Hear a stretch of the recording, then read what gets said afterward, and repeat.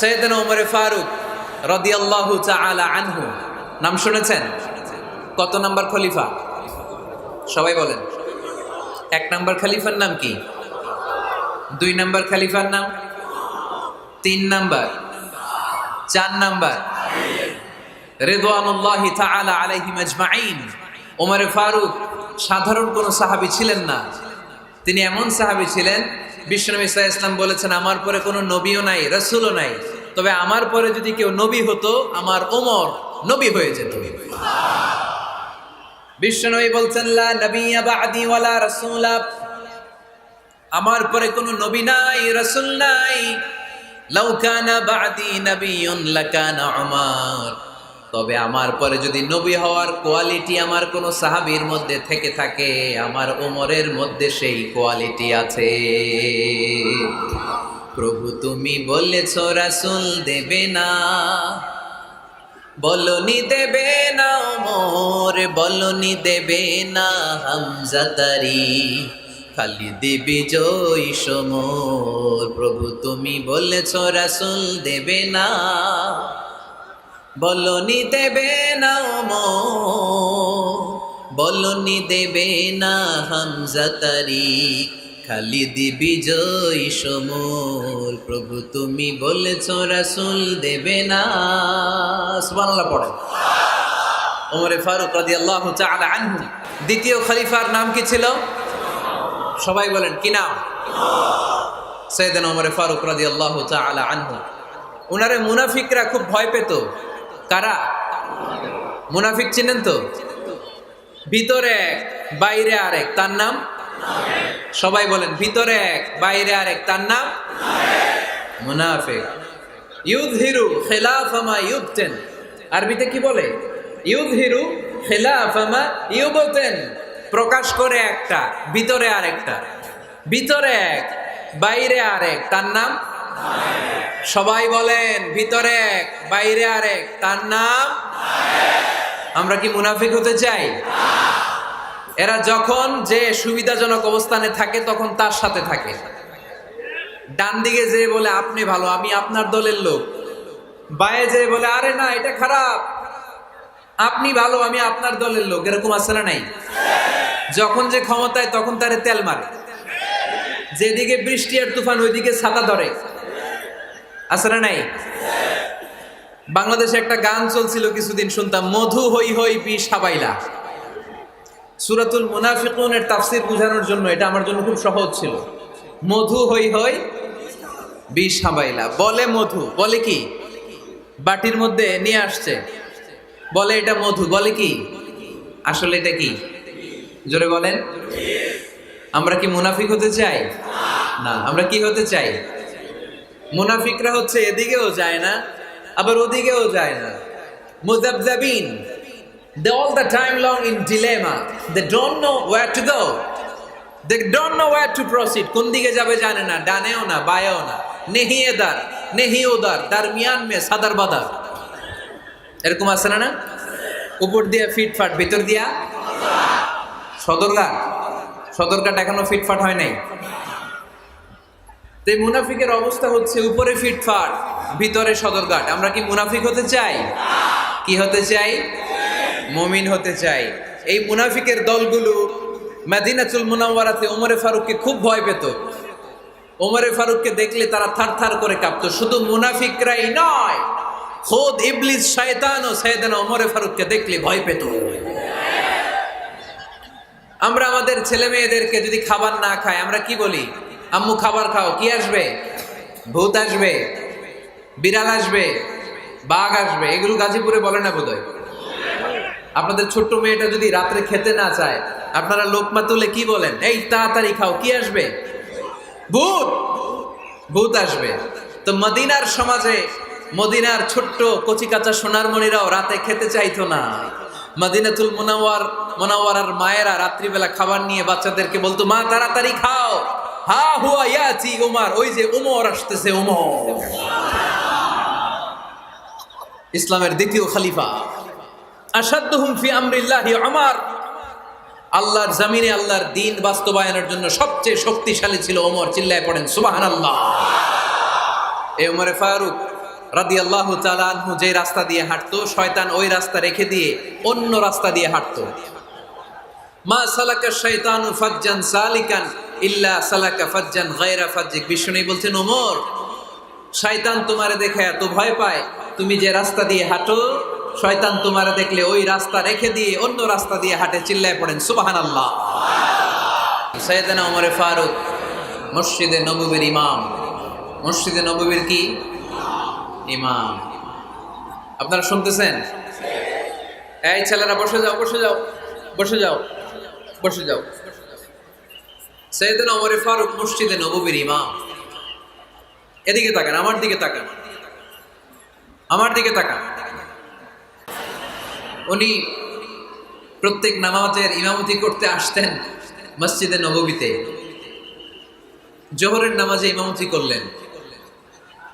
ইমামতি করে দেখলেন নামাজ শেষ, সবাই বের হয়ে চলে যায়। এটাই ইসলামের নিয়ম, ঠিক কিনা? ফাইদা কুদিয়াতিস সালাতু ফান্তাশিরু ফিল আরদ ওয়াবতাগু মিন ফাদলিল্লাহ।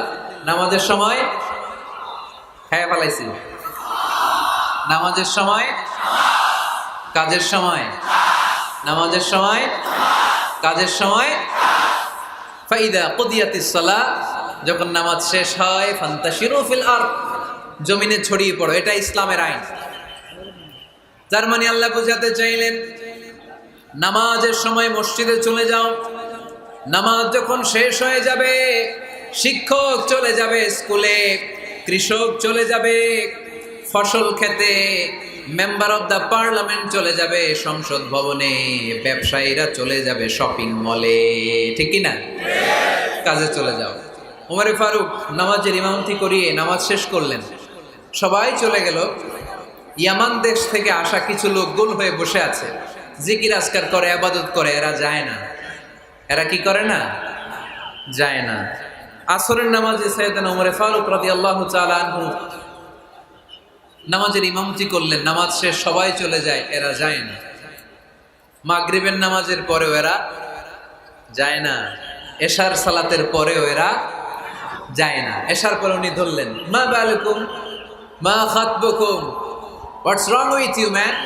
তোমাদের কি সমস্যা?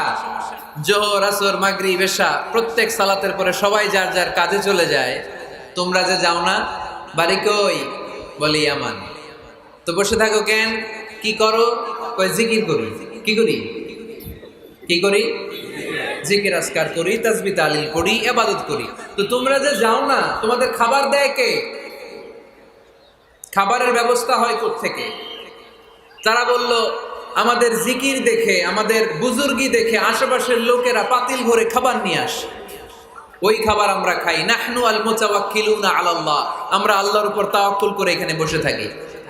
উমরে ফারুক বললেন, সর্বনাশ, তোমরা যদি মুতাওয়াক্কিলুনা আলাল্লাহ হও তাইলে কেমনে হবে?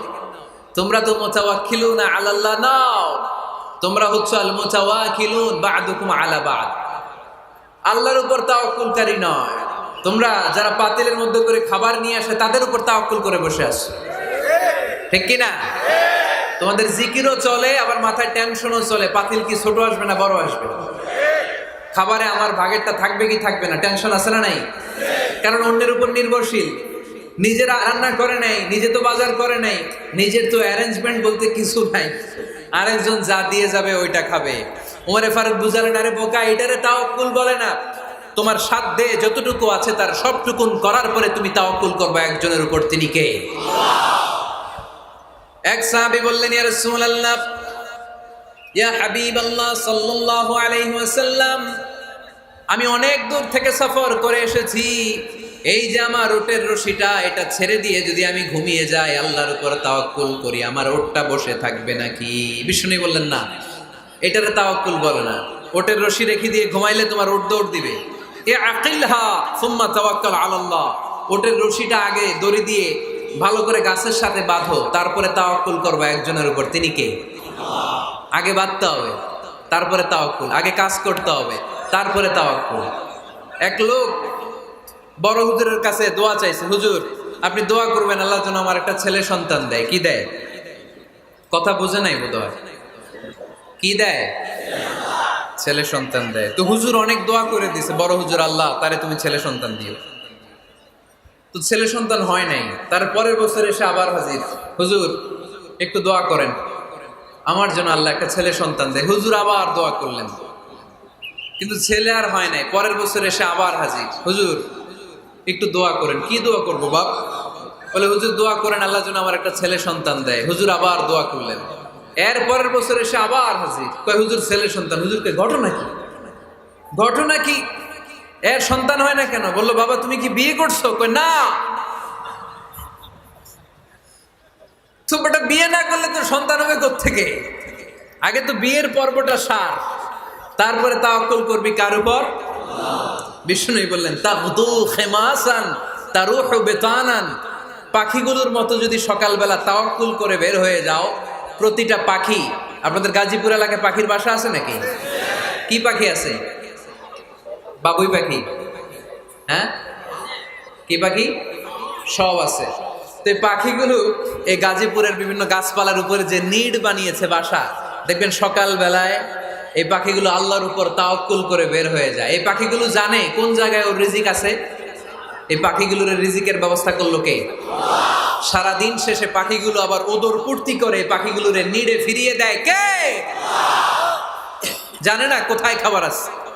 আমাদের ফ্রিজ আছে, ফ্রিজ, ডিপ ফ্রিজ, 7 দিনের বাজার করে ডিপ ফ্রিজের মধ্যে খাবার রেখে দেই। পাখিদের ডিপ ফ্রিজ আছে নাকি? আমাদের টাকা বেশি ঘরের মধ্যে হয়ে গেলে ব্যাংকের মধ্যে অ্যাকাউন্টে ফেলে দিয়ে আসি। পাখিদের কোনো ব্যাংক অ্যাকাউন্ট আছে নাকি? তারুহু তাগদু খিমাসান তারুহু বিতানান, সকালবেলা পাখিগুলো কিচির মিচির আল্লাহর জিকির করে বের হয়ে যায়। বিকেলবেলা প্রতিটা পাখির পেটে খাবার দিয়ে আবার ফিরিয়ে দেয় কে? এটার নাম তাওয়াক্কুল। ওমরে ফারুক বললেন তোমরা যা করছো এটা তাওয়াক্কুল নয়। নামাজের পরে বের হয়ে যাবা, আল্লাহর জমিন যে আবাদ করবা, কৃষি কাজ করবা, ব্যবসা করবা, বাণিজ্য করবা, চাকরি করবা, আবার নামাজের সময় ঘরে আসবা, এর মাধ্যমে তোমার ঘরে যে হালাল রিজিকের ব্যবস্থা আল্লাহ করে দিবে, এটার নাম হলো তাওয়াক্কুল। পড়েন সুবহানাল্লাহ। গোটা জমিনটা আমাদের, গোটা জমিন আমাদের জন্য আল্লাহ দিয়েছেন। যেখানে যাবেন রিজিকের ব্যবস্থা আছে না নাই? আপনাদেরকে শোনাইছি না যে বাংলাদেশের পাহাড়ে কি চাষ হয়? ওখানে জুম রেখেছে আল্লাহ। মালয়েশিয়ার ক্যামেরন হাইল্যান্ডে আল্লাহ ফলের বাগান, ফুলের বাগান রেখেছে। আবার আপনি সাগরের মধ্যে নামলে রিজিক আছে না নাই? কি আছে? মাছ। সুবহানাল্লাহ কইবেন না? ওয়ালাকাদ কাররামনা বানি আদম ফাহামালনাহুম ফিল বাররি ওয়াল বাহরি ওয়া রাযাকনাহুম মিনাত তাইয়্যিবাত। রব্বুল আলামিন বলেন আমি পুরো বনি আদমকে সম্মানিত করেছি। জলে স্থলে সব জায়গায় মানব জাতিকে বিচরণের সুযোগ করে দিয়েছি। আর মানুষের জন্য আমি আল্লাহ হালাল রিজিকের ব্যবস্থা করেছি। সুবহানাল্লাহ পড়েন। হালাল রিজিকের ব্যবস্থা আল্লাহ করেছেন। এজন্য everyone should be energetic, everyone should be active. আমাদেরকে অ্যাক্টিভ হতে হবে, এনার্জেটিক হতে হবে। শ্রম করে করে, কষ্ট করে করে আমাদেরকে আগাতে হবে। স্রষ্টা আমাদেরকে একটা যুদ্ধে ঠেলে দিয়েছেন, সংগ্রাম করে করে আমাদেরকে বেঁচে থাকতে হয়, ঠিক কিনা? এই জমিনে যখন আমরা এসেছি তখনই আমি সংগ্রাম করেছি। বিশ্বাস করেন, একজন স্বামীর 1 ফোঁটা বীর্যের মধ্যে যদি 20 কোটি শুক্রাণু না থাকে, কয় কোটি? আরো জোরে। 20 কোটি শুক্রাণু যদি না থাকে, 20 কোটি বা 2 কোটি শুক্রাণু যদি না থাকে, তাহলে ওই শুক্রাণু থেকে কোনো মানব সন্তান মায়ের পেটে জন্ম নেয় না। তাহলে চিন্তা করেন, ওই 20 কোটি শুক্রাণুর মধ্যে আমি একটা শুক্রাণু, ঠিক কিনা? এতগুলো শুক্রাণু ডিম্বাণুকে আঘাত করে অ্যাক্টিভ হতে চেয়েছিল। ওই 2 কোটির মধ্যে বাকি সবগুলোরে হারিয়ে চ্যাম্পিয়ন হয়েছিলাম সেদিন মায়ের গর্ভে আমি। চিল্লায় বলো ঠিক কিনা?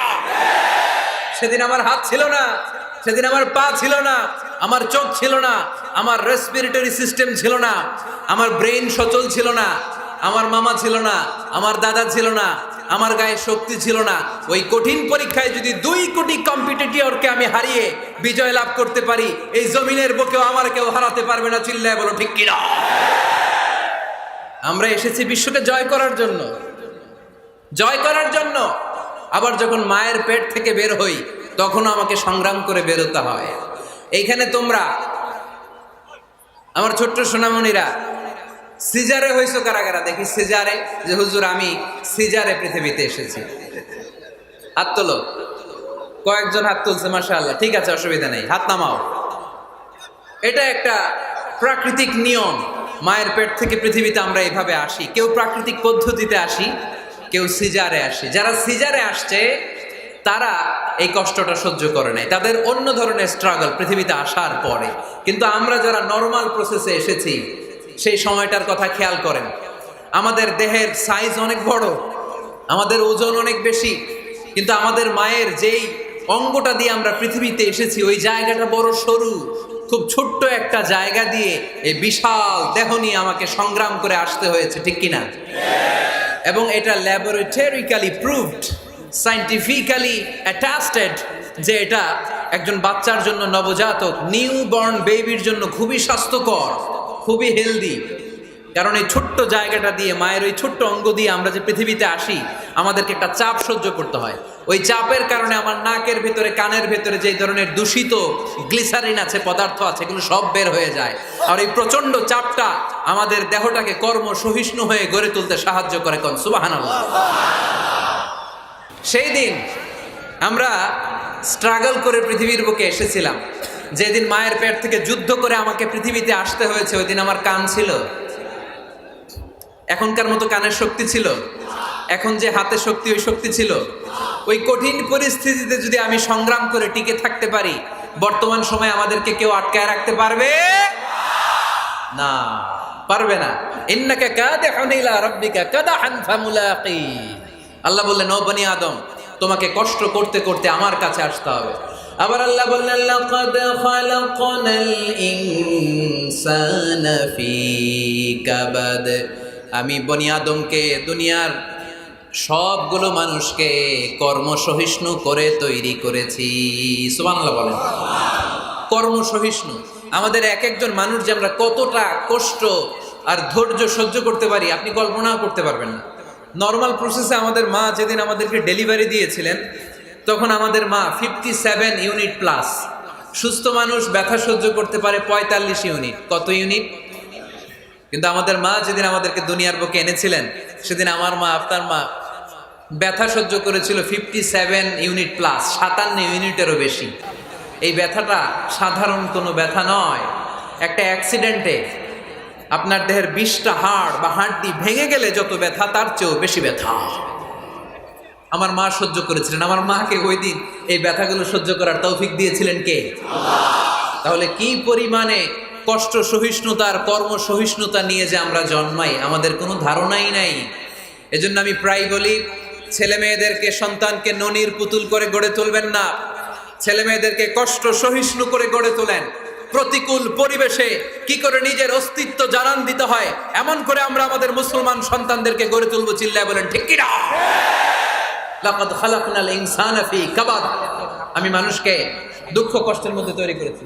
আমরা বলছিলাম কাজের সময়, আরো জোরে বলতে হবে, কাজের সময়, নামাজের সময়, আর ভরসা করতে হবে একজনের উপর, তিনি কে? কাজে কোনো লজ্জা আছে? লজ্জা কিসে? অলসতায়। আমরা অলস হতে চাই না। রসুল বাত্তালে দুক্কানু শয়তান, অলস মস্তিষ্ক শয়তানের আড্ডাখানা।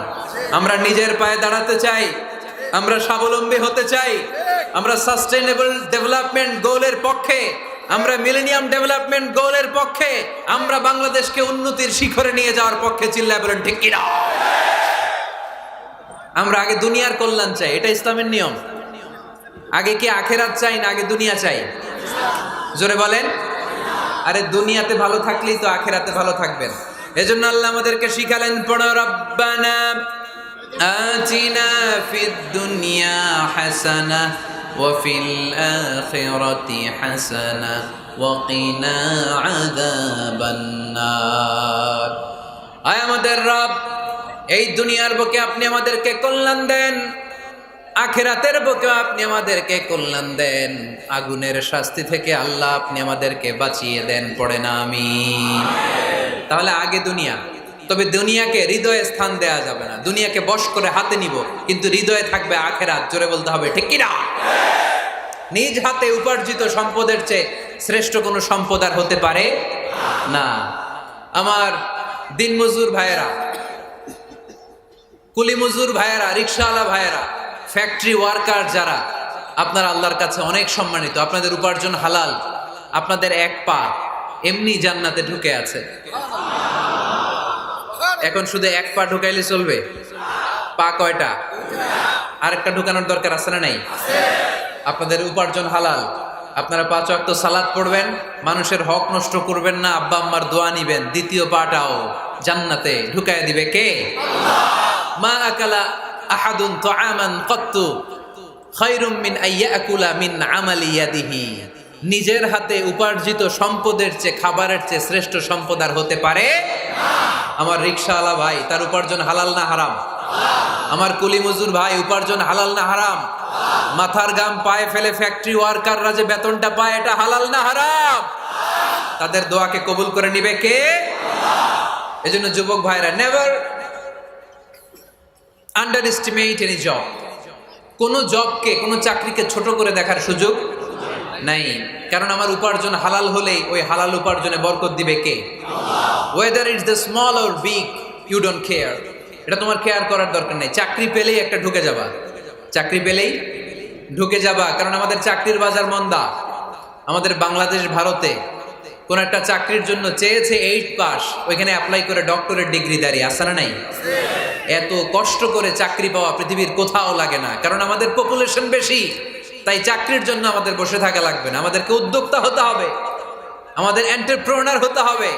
শুরুতে যেটা বলেছিলাম, আমাদের আইডিয়াকে কাজে লাগাতে হবে, ঠিক কিনা? আর যাই করব আমরা ভালোভাবে করব। ভালোভাবে করলে ওই কাজে বরকত দেয় কে? ভালোভাবে করার জন্য আল্লাহ তাআলা সূরাতুল মুলকে আমাদেরকে গাইডলাইন দিয়েছেন। রব্বুল আলামিন বলেন, আল্লাযী খালাকাল মাউতা ওয়াল হায়াতা লিয়াবলুয়াকুম আইয়ুকুম আহসানু আমালা। তিনি এমন সত্তা যিনি তোমাদের তৈরি করেছেন, জীবন আর মৃত্যুকে তৈরি করেছেন এই জিনিসটা পরীক্ষা করবার জন্য। তোমাদের মধ্য থেকে কে ভালোভাবে কাজ করে? সুবহানাল্লাহ।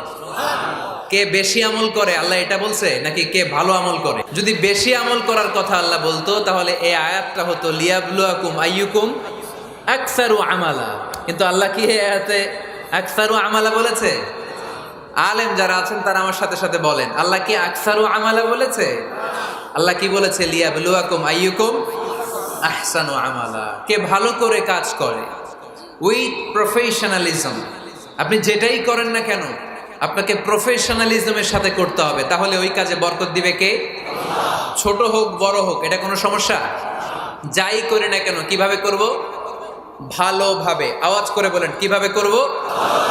যে কোনো কাজ করো না ভাই, যে কোনো কাজ করো, তা যেন হয় সবার চেয়ে সবচেয়ে সুন্দর।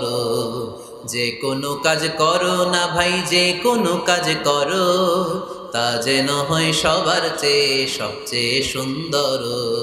হোক না সেটা পড়া লেখা, রঙের ভাষায় ছবি আঁকা। হোক না সেটা পড়া লেখা, রঙের ভাষায় ছবি আঁকা। হোক না সেটা সামান্য কাজ কিংবা মহত্তর, তা যেন হয় সবার চেয়ে সবচেয়ে সুন্দর। যে কোনো কাজ করো না ভাই, যে কোনো কাজ করো, তা যেন হয় সবার চেয়ে সবচেয়ে সুন্দর। চিৎকার করে বলতে হবে, ঠিক কিনা? যাই করি না কেন সেটা যেন সবচেয়ে সুন্দর হয়।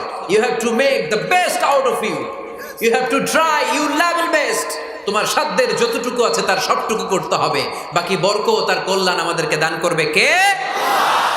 বিষ্ণু ঈসা ইসলাম কখনো অলসতাকে উৎসাহিত করেন নাই, ভিক্ষাবৃত্তিকে উৎসাহিত করেন নাই। তিনি পরিশ্রমকে অ্যাপ্রিশিয়েট করেছেন। এক সাহাবী রাদিয়াল্লাহু তাআলা আনহু এসে বললেন, ইয়া রাসূলুল্লাহ, আমাকে কিছু দান করেন। আ'তিনি শাইআন। বিষ্ণু বললেন, তুমি ভিক্ষা করো, তোমার ঘরে কিছু নাই? সাহাবী বললেন, লা ইয়া রাসূলুল্লাহ, কিছু নাই। বিষ্ণু ঈসা ইসলাম আবার প্রশ্ন করলেন, কিছুই নাই? সে বলল, হ্যাঁ আছে। কি আছে? একটা জামা আছে, জামা, আর আছে একটা পানি খাওয়ার জগ। দুইটা জিনিস আছে, একটা কি আর একটা পানি খাওয়ার জগ। বিষ্ণু বললেন, দুইটা নিয়ে আস। সাহাবী রাদিয়াল্লাহু তাআলা আনহু জামার জগ নিয়ে এসে বিষ্ণু ঈসা ইসলামের হাতে দিলেন। বিষ্ণুনবী জামার জগটা ধরে বললেন, মাইয়াশতারি হাযাইন, কে আছো আমার সাহাবীদের মধ্যে এই দুইটা জিনিস কিনতে চাও? এক সাহাবী দাঁড়িয়ে বললেন, ইয়া রাসূলুল্লাহ ইয়া হাবিবাল্লাহ আনা আশতারিহিমা বিদিরহাম। এই দুইটা জিনিস, একটা জামা, একটা পানি খাওয়ার জগ, আমি 1 দিরহাম দিয়ে কিনে নিতে চাই। পড়েন সুবহানাল্লাহ। বিশ্বনবী বললেন, 1 দিরহাম তো কম হয়ে যায়, 1 দিরহামের চেয়ে বেশি দিয়ে কেনার মতো যদি কেউ থাকে একটু হাত তোলো। মাইয়াজিদু আলা যালিক, এর চেয়ে বেশি দাম দিয়ে কেনার মতো কেউ আছো নাকি? আরেক সাহাবী হাত তুলে বললেন, ইয়া রাসূলুল্লাহ ইয়া হাবিবাল্লাহ আশতারিহিমা বিদিরহামাইন। আমি 1 দিরহাম নয়, আপনার সম্মানে 2 দিরহাম দিয়ে জিনিসগুলো কিনে নিতে চাই। 2 দিরহাম। বিষ্ণু বললেন, ওকে ফাইন, ডান, 2 দিরহামে বিক্রি হয়ে যাবে। দিয়ে দেওয়া হলো। 2 দিরহাম নিয়ে বিষ্ণু ইসলাম ওই আগন্তুক ভিক্ষুক সাহাবীর হাতে দিয়ে বললেন, যাও 1 দিরহাম দিয়ে তোমার পরিবার পরিজনদের জন্য খাবার কিনে নিয়ে যাও, আর 1 দিরহাম দিয়ে একটা কুঠার কিনে নিয়ে আসো। কি কিনে নিয়ে আসো? সবাই বলেন। কুঠার চিনেন আপনারা? কুঠার দিয়ে কি করে? গাছ কাটে। ওই সাহাবী 1 দিরহাম দিয়ে একটা কুঠার কিনে নিয়ে আসলেন। বিশ্বনবী সাল্লাল্লাহু আলাইহি ওয়াসাল্লাম নিজ হাতে ওই কুঠারের একটা হাতল লাগায় দিলেন। সুবহানাল্লাহ পড়তে পারলেন না মজা করে? হাতল ছাড়া কুঠার ধরা যায়? ধরা যায় না। বিশ্বনবী কাঠের একটা হাতল লাগায় দিলেন। এই হাতলটা দিয়ে বিশ্বনবী বললেন, try to imagine the attitude of the last messenger Muhammad সাল্লাল্লাহু। He changed the world for the better and made us better creature. তার নাম কি? কি নাম? হি ওয়াজ মুহাম্মদ সাল্লাল্লাহু আলাইহি ওয়াসাল্লাম। Muhammad, mercy upon mankind, teacher of all mankind, Abul Qasim, Ya Habibi, Ya Muhammad, Ya Shafi'i, Ya Muhammad, Khairu Khalqillahi Muhammad, Ya Mustafa, Ya Imam al-Mursalin, Ya Mustafa, Ya Shafi'al Alamina. পড়েন সবাই। Ya Mustafa, Ya Imam al-Mursalin, Ya Mustafa, Ya Shafi'al Alamina. He taught us to be just and kind, and to feed the poor and hungry, help the wafer and the orphan child, and to not be cruel and miserly. His speech was soft and gentle, like a mother stroking her child. His mercy and compassion were most radiant when his smile was Muhammad sallallahu alayhi wasallam. Muhammad, mercy upon mankind, teacher of all mankind, Abul Qasim, Ya Habibi, Ya Muhammad, Ya Shafi'i, Ya Muhammad, Khairu Khalqillahi Muhammad. পড়েন সবাই। Ya Mustafa, Ya Imam al-Mursalin, Ya Mustafa, Ya Shafi'al Alamin, Ya Mustafa, Ya Imam al-Mursalin, Ya Mustafa, Ya Shafi'al Alamin, Muhammad. Subhanallah পড়েন। He was Muhammad sallallahu alayhi wasallam. জঙ্গলে যে কাঠ কাটো, লাকড়ি বানাও, বাজারে যে বিক্রি করো। লা ইয়াহতাতিবা আহাদুকুম হাজমাতান ফি যাহরিহি খায়রুম মিন আই ইয়াসআলা আহাদান ফায়ু'তিয়াহু আও ইয়ামনাহু। যাদের গায়ে জোর আছে, শক্তি আছে, পরিশ্রম করে লাকড়ির বোঝা পিঠে নিয়ে বাজারে বিক্রি করা অনেক ভালো কারো কাছে হাত পাতার চেয়ে। কারণ তুমি হাত পাতলে লোকজন তোমারে দিতেও পারে, নাও দিতে পারে, কিন্তু পরিশ্রম কখনো বৃথা যায় না। What is the moral of the story? রাসূল সাল্লাল্লাহু আলাইহি ওয়াসাল্লামের এই প্রফেটিক স্টোরি থেকে আমাদের শিক্ষা কি? বিশ্বনবী বললেন, যাও কাঠ কেটে নিয়ে আসো। লা উরিদু আন আরাকা 15 আইয়াম, সামনের 15 দিন আমি যেন আমার চোখ দিয়ে তোমার আমার আশেপাশে ঘুরঘুর করতে না দেখি। সাহাবী চলে গেলেন, কাট কাটতে আরম্ভ করলেন, বাজারে বিক্রি করতে আরম্ভ করলেন। 15 দিনের ব্যবধানে 10 দিরহাম নিয়ে বিশ্বনবীর দরবারে ওই সাহাবী হাজির হয়ে গেলেন। 10 দিরহাম নিয়ে হাজির হয়ে গেলেন, এসে বললেন, ইয়া রাসূলুল্লাহ, ইয়া হাবিবাল্লাহ, আমি আর দরিদ্র নাই, আমি আর ভিক্ষা করি না, আমি নিজের পায়ে দাঁড়িয়েছি, আমি স্বাবলম্বী হয়েছি, আমি অন্যান্য খেটে খাওয়া মানুষের মতো এখন উপার্জন করে আমার ফ্যামিলির চাহিদা মিটাই। পড়েন সুবহানাল্লাহ। What is the moral of the story? এই প্রফিটিক স্টোরি থেকে আমাদের জন্য শিক্ষা হচ্ছে, বিষ্ণু ঈসা ইসলাম চাইলেই ওই 2 দিরহাম দিয়ে বলতে পারতেন, যাও এটা দিয়ে খাবার কিনে খাও। দুপুরবেলা খাইতো, রাত্রেবেলা আবার জাকাতের লাইন ধরতো। কথা কন। তার মানে বিষ্ণু ঈসা ইসলাম কাজের প্রতি উৎসাহিত করেছেন। 2 নম্বর লেসন বা শিক্ষা হচ্ছে, বিশ্বনবী সাল্লাল্লাহু আলাইহি ওয়াসাল্লাম পার্মানেন্ট সলিউশন করে দিয়েছেন, স্থায়ী সমাধান। ঠিক কিনা?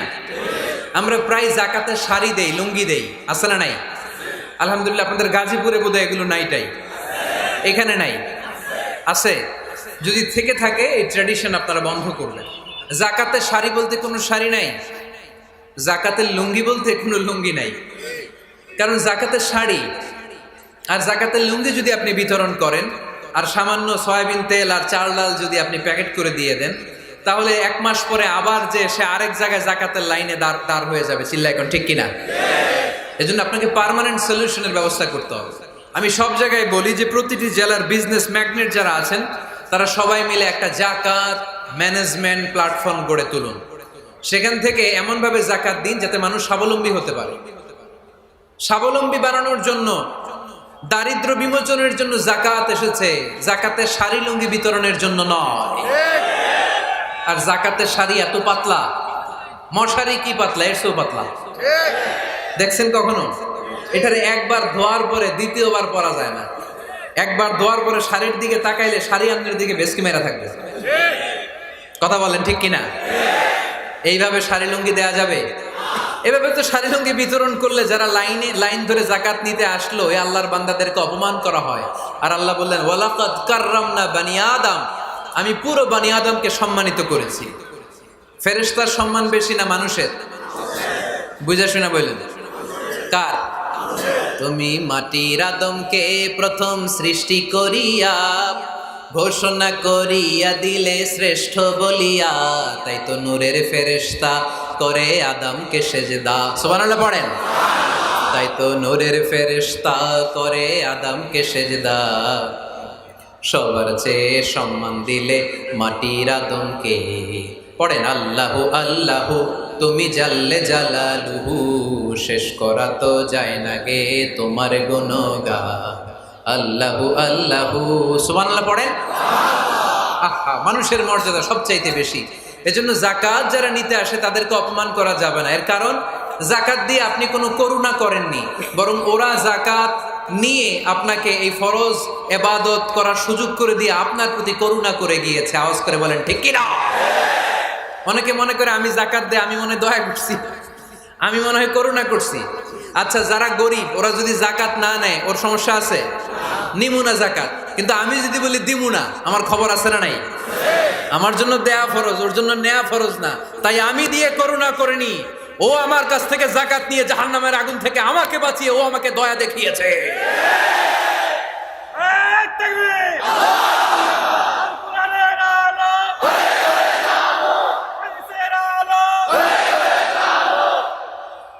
এজন্য জাকাত দারিদ্র বিমোচনের জন্য। কিভাবে জাকাত দিবেন? আপনি জাকাতের টাকা দিয়ে খেয়াল করবেন, একটু ক্রস চেক করে নিতে হবে, ডবল চেক করে নিতে হবে। যেই ফ্যামিলিতে জাকাত দিবেন কর্মক্ষম উপার্জনের মতো করতে পারে এরকম ছেলে আছে কিনা। থাকলে ওর একটা অটো রিক্সা কিনে দেন, সিএনজি কিনে দেন, ওই সিএনজি চালিয়ে ওর ফ্যামিলিটা দিব্যি চলে যাবে। ঠিক কিনা? ওর একটা অস্ট্রেলিয়ান গাভী কিনে দেন, ওই গাভীর দুধ বিক্রি করে ফ্যামিলিটা স্বাবলম্বী হয়ে যাবে। ঠিক কিনা? লক্ষ্মীপুরে আমি ওয়াজ করলাম, বলল, হুজুর আমরা এইভাবে একটা জাকাত ম্যানেজমেন্ট প্ল্যাটফর্ম গড়ে তুলেছি। এখানে আমরা টাকা জমিয়ে জমিয়ে আমাদের এলাকার যে সমস্ত ছেলেগুলো কর্মক্ষম, তাদের ঘরে টাকা পয়সা নাই, আমরা জাকাতের টাকা দিয়ে ওদেরকে প্রবাসী বানিয়ে দেই, বিদেশে পাঠিয়ে দেই। ওর কষ্ট অর্জিত সম্পদ দিয়ে ওর ফ্যামিলি এখন দেদারসে চলছে, কোনো জাকাতের লাইনে যে তারা নিজেদেরকে আর অপমান বোধ করছে না। এইভাবে জাকাত দিতে হবে। দিলটার একটু খোলেন, হাতটার একটু খোলেন, তাহলে হৃদয়টারে খুলে দিবে কে? দে যাকাত, দে যাকাত তোরা দে রে যাকাত, দে যাকাত, দে যাকাত তোরা দে রে যাকাত। তোর দিল খুলবে পরে, আগে খুলু খাত। দে যাকাত, দে যাকাত তোরা দে রে যাকাত। পড়েন আমিন। এই যাকাতের মাধ্যমে আমরা আমাদের বাংলাদেশকে স্বাবলম্বী করতে চাই। রাজি আছেন সবাই? সংঘবদ্ধ প্রচেষ্টায় যাকাত আদায় করতে রাজি আছেন? বিশ্বনবী সাল্লাল্লাহু আলাইহি ওয়াসাল্লাম চাইলে এই 2 দিরহাম দিয়ে বিদায় করে দিতে পারতেন, কিন্তু বিশ্বনবী সাল্লাল্লাহু আলাইহি ওয়াসাল্লাম তাকে কাজের প্রতি উৎসাহিত করলেন, পার্মানেন্ট সলিউশন দিলেন। এজন্য অলসতার সাথে ইসলামের কোনো সম্পর্ক আছে?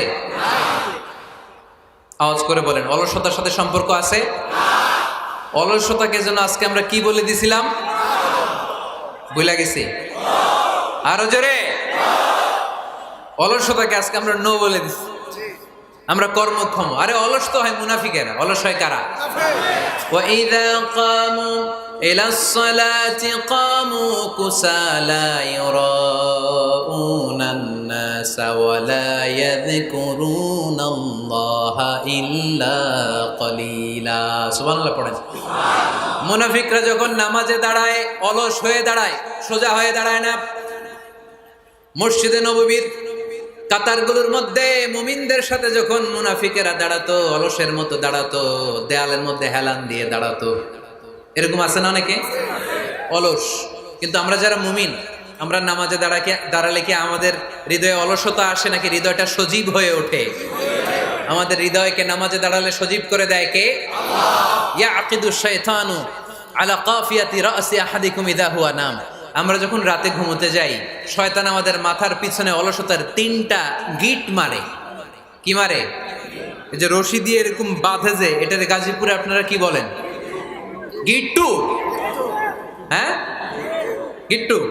আচ্ছা, তো শয়তান আমরা যখন ঘুমোতে যাই, আমাদের মাথার পেছনে অলসতার 3টা গিট্টু মারে। আমরা যখন ঘুম থেকে উঠে ঘুম থেকে ওঠার দোয়া পড়ে আলহামদুলিল্লাহিল্লাযী আহইয়ানা বা'দা মা আমাতানা ওয়া ইলাইহিন নুশুর, আমরা ঘুমালেই 3টা গিট্টু মেরে শয়তান একটা মন্ত্র পড়ে দেয়, আলাইসা লাইলুন তাওয়িলুন ফারকুদ। আরে ঘুমা, অনেক লম্বা রাত। আরে ঘুমা, অনেক লম্বা রাত। আরে আরামসে ঘুম মার, অনেক লম্বা রাত। এই মন্ত্র পড়ে 3টা গিট মারে। আমরা যখন ঘুম থেকে উঠে ঘুমের দোয়া পড়ে ফেলি, একটা গিট্টু খুলে দেয় কে? আল্লাহ। আবার ঘুম থেকে উঠে দোয়া পড়ার পরে ফাইদা তাওয়াদ্দা ইন হাল্লাত উকদা, ওয়াশরুমে ঢুকে ইস্তেনজা করে যখন আমরা ওযু করে ফেলি, অলসতার 2য় গিট্টু খুলে দেয় কে? আল্লাহ। ফাইন সাল্লাত ইন হাল্লাত উকদা, ওযু করার পরে মুসাল্লা বিছিয়ে যখন নামাজের জন্য দাঁড়িয়ে যায়, অলসতার 3 নাম্বার গিট্টুটাও খুলে দেয় কে? আল্লাহ। ফাসবাহা নাশীতান তাইয়িবান নাফস, he become enthusiastic, he become very active, he become very energetic. বিষ্ণু ঈসা ইসলাম বললেন তখন সে এনার্জেটিক হয়ে ওঠে, অ্যাক্টিভ হয়ে ওঠে, সজীব হয়ে ওঠে। তাহলে সালাত আমাদেরকে অলস বানায় না, সালাতে আমরা সজীব হই। সালাতে অলস হয় যারা মুনাফিক, তারা চিল্লায় বলেন ঠিক কি না? এজন্য বিষ্ণু বললেন কাজে লজ্জা নাই, আমি কাজ করে খাই। মা বাসাল্লাহু নাবিয়ান ইল্লা রাআল গানাম। বুখারীর বর্ণনায় বিশ্বনবী বললেন পৃথিবীর বুকে এমন কোন নবী নাই যেই নবীকে দিয়ে আল্লাহ ছাগল চড়ায় নাই। সুবহানাল্লাহ পড়েন। মা বাসাল্লাহু নাবিয়ান ইল্লা রাআল গানাম, ছাগল চড়ায় নাই এমন কোন নবী পৃথিবীতে আসে? সাহাবারা বললেন ইয়া রাসূলুল্লাহ, বলেন কি আপনিও আপনিও আপনিও ছাগল চড়িয়েছেন? বিষ্ণু বললেন না, না আমিও। ওয়া ইন্নী কুনতু আরআহা আলা কারারিতি আহলি মক্কা, আমি তো অল্প কিছু পারিশ্রমিকের বিনিময়ে মক্কা শহরের লোকদের ছাগলগুলো চড়িয়ে দিতাম। সুবহানাল্লাহ বলতে অনেক কষ্ট হয়েছে। বিশ্বনবী ছাগল চড়িয়ে খেতেন। কি নবী ছিল আমার! আহা, এত সুন্দর মানুষ, এত পরিচ্ছন্ন মানুষ, ছাগল চড়াতেন। অহংকার করতেন না, বিশ্বনবীর অহংকার ছিল না। সুবহানাল্লাহ পড়েন। শুধু কি বিশ্বনবী, সব নবীকে দিয়ে আল্লাহ ছাগল চড়িয়েছেন। কারণ ছাগল হচ্ছে খুব টেরা একটা প্রাণী, তাই না? ছাগল এত টেরা, ছাগলের গলার রশি ধরে যদি আপনি ডানে টান দেন, এটা কোন দিকে যাবে? বায়ে টান দিলে, সামনে টানলে, পিছনে টানলে পারা যায় কিছু? ভাবলেন সারা সপ্তাহ ব্যস্ত থাকে, আজকে আমার ছুটি, আমিও গোসল করি, এটারও গোসল করাই। রশি ধরে আপনি পুকুরে নামাবেন, এটা ওর বাপের কিরা এমনি দাঁড়াবে, ঠিক কিনা? ওরা টেনে নামানো যায় না, এর কারণ ওর নাম কি? কথা কয় না। এজন্য আমরা বলি পাগলে কিনা কয়, ছাগলে কিনা খায়। ও বুঝে না তো, ওর ভালো চাইলে ও বুঝতে চায় না। আল্লাহ বুঝাতে চাইলেন, নবীরা ছাগল চড়াও, সবচেয়ে টেরা প্রাণী। ছাগল চড়ায় তোমাদেরকে ট্রেনিং পিরিয়ড শেষ করছি, কারণ এরপরেও ছাগলের চেয়ে আরেকটা টেরা প্রাণী আছে, মানব জাতি, এদেরকে চড়াইতে হবে। যদিও মানুষ আশরাফুল মাখলুকাত, কিন্তু মানুষের মধ্যে ছাগলের চেয়ে টেরা কিছু আছে না নাই? উলাইকা কাল আনআম বাল হুম আদাল, এরা ছাগল নয়, এগুলো ছাগলের চেয়েও নিকৃষ্ট। চিল্লায় বলেন ঠিক কিনা? আওয়াজ তুলে পড়েন লিল্লাহে তাকবীর, লিল্লাহে তাকবীর, লিল্লাহে তাকবীর। সাইয়েদনা মুসা আলাইহিস সালাম চাষ করেছেন, দাউদ আলাইহিস সালাম নিজ হাতে বর্ম বানিয়েছেন, ছুরি বানিয়েছেন। আওয়াজ করে পড়েন সুবহানাল্লাহ। তাহলে কাজে কোনো লজ্জা আছে? লজ্জা কিসে? আর আজকের মাহফিল থেকে অলসতাকে আমরা কি বলে দিয়েছি? কাজের সময়, নামাজের সময় কাজে কোনো লজ্জা নেই। বিষ্ণু ইসলাম কাজ করে খেতে বলেছেন। প্রিয় ভাইয়েরা, বেশিরভাগই এখানে ফ্যাক্টরি ওয়ার্কার। আপনারা হাত তুলে আমাকে জানান দিয়েছেন শুরুতে, কর্মজীবী মানুষদেরকে বিশ্বনবী এত ভালোবাসতেন, মেহনতি মানুষদেরকে এত পছন্দ করতেন। বিদায় হজের ভাষণেও বাদ যায়নি মেহনতি মানুষদের কথা। তিনি বলেছেন, খবরদার খারাপ আচরণ করবে না, নিজেরা যা খাবে তাদেরও তা খাওয়াবে, নিজেরা যা পড়বে তাদেরকেও তা পড়াবে। আতুল আজিরা আজরাহু ক্বাবলা আইয়াজিফা আরাকু, সুনানে ইবনে মাজার হাদিস। শ্রমিকের ঘাম শুকিয়ে যাওয়ার আগে তার পারিশ্রমিক দিয়ে দাও। আবার বিশ্বনবী বললেন, খবরদার, সালাসাতুন আনা খাসমুহুম, কিয়ামতের দিন 3 শ্রেণীর ব্যক্তির বিরুদ্ধে আমি আল্লাহ নিজে মামলা দায়ের করব। এক শ্রেণীর ব্যক্তি হচ্ছে রাজুলুন ইস্তাওফা আজিরান, ইস্তাআজারা আজিরান ফাস্তাওফা মিনহু ওয়া লাম ইয়াতি আজরা। যে ব্যক্তি শ্রমিক ভাড়া করে কাজ করালো কিন্তু তার টাকা দেয় নাই, তার পারিশ্রমিক দেয় নাই, আল্লাহ বলেন কিয়ামতের দিন তোর বিরুদ্ধে আমি দাঁড়াবো। I will be against you in the day of judgement. কেউ তোরে কিয়ামতের দিন সাহায্য করে ছুটাতে পারবে না। এজন্য খবরদার, শ্রমিকদের সাথে খারাপ আচরণ করবেন না। আবার শ্রমিক ভাইরাও যারা আছেন, আপনাদের ডিউটি যত ঘন্টা ঠিক তত ঘন্টাই পালন করতে হবে, তা না হলে কিন্তু আপনাদের উপার্জন হালাল হবে না। বিশ্বনবী ইসলামের সাথে বিশ্বনবী ইসলামের কর্মচারীর কি ঘটেছিল, এই ঘটনাটা বলেই আজকে আমরা শেষ করব। আওয়াজ করে পড়েন ইনশাআল্লাহ। আমরা অনেকে মাইক পেলে বড় বড় ভাষণ দেই, কাজের মেয়েদের সাথে খারাপ আচরণ করবেন না, শ্রমিকদের অধিকার, নারীদের অধিকার, বড় বড় এরকম বক্তব্য আছে না নাই? বিশ্বনবী শুধু শ্রমিকদের অধিকারের কথা বক্তব্যের মধ্যে সীমাবদ্ধ রাখেন নাই, ওনার ব্যক্তিগত জীবনেও এগুলো পাবেন। বিশ্বনবী সাল্লাল্লাহু আলাইহি সাল্লামের অ্যাপয়েন্ট করা শ্রমিক, ওনার দাস, ওনার কর্মচারী সাহাবীর নাম ছিল আনাস রাদিয়াল্লাহু তাআলা আনহু। কি নাম ছিল? উনি বিশ্বনবীর ব্যাপারে কি কমেন্টস করছে আমরা শুনে আজকের আলোচনার ইতি টানবো। আওয়াজ করে পড়তে হবে ইনশাআল্লাহ। সাধারণত কর্মচারীরা মালিকের বিরুদ্ধে ভালো কথা বলে ইল্লা মাশাআল্লাহ। অনেক মালিক আছে অনেক ভালো, তাদের ব্যাপারে আবার ভালো বলে।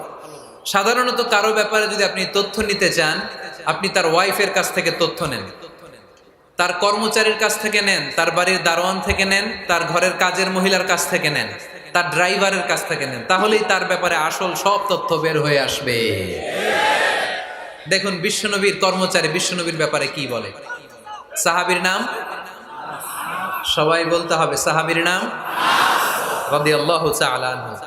উনি বললেন, বিশ্বনবী যখন মক্কা থেকে মদিনায় হিজরত করলেন, হাজার হাজার মদিনাবাসী বিশ্বনবীর সাথে দেখা করতে গেল। যারাই দেখা করে সবাই বিশ্বনবীর হাতে কিছু না কিছু হাদিয়া দেয়, যারাই দেখা করে হাতে করে বিশ্বনবীর হাতে কিছু না কিছু দিয়ে দেয়। সুবহানাল্লাহ পড়ে।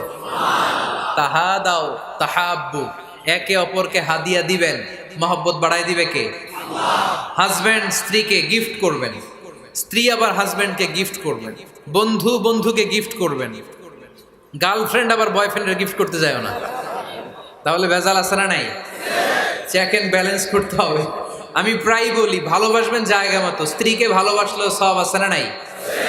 স্ত্রীর সাথে অন্তরঙ্গ সময় কাটালেও সব আছে না নাই? কিন্তু এই সময় যদি শালীর সাথে কাটান, ঝামেলা আছে না নাই? ভাবির সাথে কাটালে ভেজাল আছে না নাই? যারাই বিশ্বনবীর সাথে দেখা করে সবাই বিশ্বনবীর হাদিয়া দেয়। সাইয়েদনা আনাস রাদিয়াল্লাহু তাআলা আনহু বর্ণনা করেন, আমার আম্মা যেন দেখা করতে আসলেন আমাকে নিয়ে, আমি ছোট্ট আনাস। আমার আম্মা জান দেখলেন লাম ইউবকি রাজুলুন ওয়ালা ইমরাআতুন মিনাল আনসার ইল্লা আতহাফাকা বিতুহফাতিন ইয়া রাসূলুল্লাহ। আমার আম্মা এসে বলে, ও রাসূলুল্লাহ, মদিনার যারাই আপনার সাথে দেখা করতে আসলো সবাই এসে আপনারে হাদিয়া দেয়। ওয়া ইন্নী লা আকদিরু আলা মা উতহিফুকা বিহি। ও নবী, আমার তেমন কোনো সাধ্য নাই যে আমি আপনারে হাদিয়া দেব, আমার কাছে কোনো টাকা পয়সা নাই। ছোট্ট ছেলে আনাসরে নিয়ে এসে বলল, ইয়া রাসূলুল্লাহ, মদিনার সব লোকের আপনার সাথে দেখা করে আর হাদিয়া দেয়, আমি গরিব মানুষ, আমি আপনারে কি হাদিয়া দেব গো নবী? আমার তো হাদিয়া দেওয়ার মতো কিচ্ছু নাই। ইল্লা ইবনি হাদা, আমার নাড়ছেরা ধন, আমার কলিজার টুকরা সন্তান এই আনাস ছাড়া আমি আমার কলিজার টুকরা সন্তান আনাসরেই আপনারে হাদিয়া দিয়ে দিলাম। খুদ হাদা ইয়া রাসূলুল্লাহ, আমার সন্তান আনাসকে আপনি নেন। ইয়াখদুমুক মা বাদালাক, সে যদ্দুর পারে আপনারে খেদমত করবে। সাইয়েদনা আনাস বলেন, সেদিন থেকে আমি বিশ্বনবীর খাদেম। কি আর খেদমত করব, নবীর মেসওয়াক এনে দেই, জামা এনে দেই। 10 বছর খেদমত করার পরে বিশ্বনবীর খাদেমের মুখে শুনুন বিশ্বনবী কেমন আচরণ করতেন সাইয়েদনা আনাস রাদিয়াল্লাহু তাআলা আনহুর সাথে। সাইয়েদনা আনাস বলেন, খাদিমতু রাসূলুল্লাহি 10 সিনিন, 10টি বছর আমি আমার বিশ্বনবীর পেয়ারা নবীর খেদমত করলাম। ফামা দারাবানি, একদিনের জন্য বিশ্বনবী আমার গায়ে হাত তোলে নাই, পড়েন সুবহানাল্লাহ। ওমা সাব্বানি, একদিনের জন্য আমার গালি দেয় নাই, বকা দেয় নাই। ওমা আবাসা ফি ওয়াজহি, একদিনের জন্য বিশ্বনবী বিরক্তির চেহারা নিয়ে আমার দিকে তাকায় নাই, ভ্রু কুচকে এরকম আমার দিকে তাকায় নাই। আমরা রেগে গেলে বিরক্ত হলে কি করি? আমাদের ভ্রুগুলো কুচকে যায়। আনাস রাদিয়াল্লাহু তাআলা আনহু বললেন, একদিনের জন্য আমার পিট্টি দেয়া তো দূরের কথা, আমাকে পিটানি দেয়া তো দূরের কথা, আমাকে মারে নাই, আমাকে গালি দেয় নাই, কোনোদিন আমার দিকে বিরক্তির সাথে তাকায় নাই। ওয়ালা ক্বালা লি লিমা সানাআতা ওয়ালা লিমা লা সানাআতা, কোনোদিন এও বলে নাই আনাস এটা কেন করলা, ওইটা কেন করো নাই। চিৎকার করে পড়েন সুবহানাল্লাহ। এজন্য বিশ্ব নবীর মতো আমাদেরকে আমাদের শ্রমিকদের সাথে, অধীনস্থ কর্মচারীদের সাথে আচরণ করতে হবে। রাজি আছি তো সবাই? এন্তেকালের আগে বিশ্বনবী সাল্লাল্লাহু আলাইহি সাল্লাম 2টা কথা বললেন। কয়টা? 1 নম্বরে বিষ্ণু ঈসা ইসলাম বললেন আসসালাত, আসসালাত, নামাজ, নামাজ, উম্মতেরা নামাজ, নামাজ ছেড়ে দিও না। 2 নম্বরে বিষ্ণুই বললেন ওয়ামা মালাকাত আইমানুকুম, খবরদার অধীনস্থ কর্মচারীদের সাথে খারাপ আচরণ করো না। আমরা খুব দুঃখের সাথে লক্ষ্য করেছি, পত্রপত্রিকায় এসেছে মানবাধিকার কর্মী, নারী আন্দোলনের কর্মী মাইক পেলে বড় বড় ভাষণ দেয়, আপনারা কর্মীদের সাথে ভালো আচরণ করবেন, কাজের মেয়েদের সাথে ভালো আচরণ করবেন, কিন্তু ওদের বাড়িতে এই কাজের মেয়েরা নির্যাতিত হয়, চিল্লায় বলেন ঠিক কি না? আহা, পত্রিকার রিপোর্ট দেখে অবাক লাগে। খুন্তি দিয়ে চুলায় লোহা গরম করে পিঠে শেক মেরেছে, এরকম আছে না নাই? বিশ্বনবী সাল্লাল্লাহু আলাইহি সাল্লাম বলেছেন খবরদার, কিয়ামতের দিন তাদের বিরুদ্ধে আল্লাহ মামলা দায়ের করবে। আমরা যেন কখনো আমাদের অধীনস্থ কর্মচারীদের সাথে খারাপ আচরণ না করি। আল্লাহ তুমি তৌফিক দাও, আমরা পড়ি আমিন। এজন্য শ্রমিক মালিকের সম্পর্ক হচ্ছে চেক এন্ড ব্যালেন্সের সম্পর্ক। যারা শ্রমিক তাদের দায়িত্ব হচ্ছে মালিকের যে হক সেটা আদায় করা, যত ঘন্টা তার সাথে চুক্তি হয়েছে তার পুরোটা আদায় করা। আর মালিকের উচিত অধীনস্থ কর্মচারীদের সাথে ভালো আচরণ করা। আমরা যেন এই চেক এন্ড ব্যালেন্স করতে পারি, আল্লাহ তুমি তৌফিক দাও। যে আয়াত দিয়ে শুরু করেছি ওই আয়াত দিয়ে শেষ করব। আল্লাহ বলেছেন ফাইদা কুদিয়াতিস সালাতু ফান্তাশিরু ফিল আরদ, যখন নামাজ শেষ হয়ে যায় জমিনে ছড়িয়ে পড়ো, রিজিক তালাশ করো। আবার নামাজের সময় হলে মসজিদে চলে আসো। তার মানে কাজের সময়, আওয়াজটা ছোট হয়ে গেল, চিল্লায় বলতে হবে কাজের সময়, নামাজের সময়। পরিশ্রমে কোনো লজ্জা নেই, লজ্জা হলো আর অলসতাকে আজকের মাহফিল থেকে আমরা সবাই কি বলে দিলাম? মনে থাকবে সবার?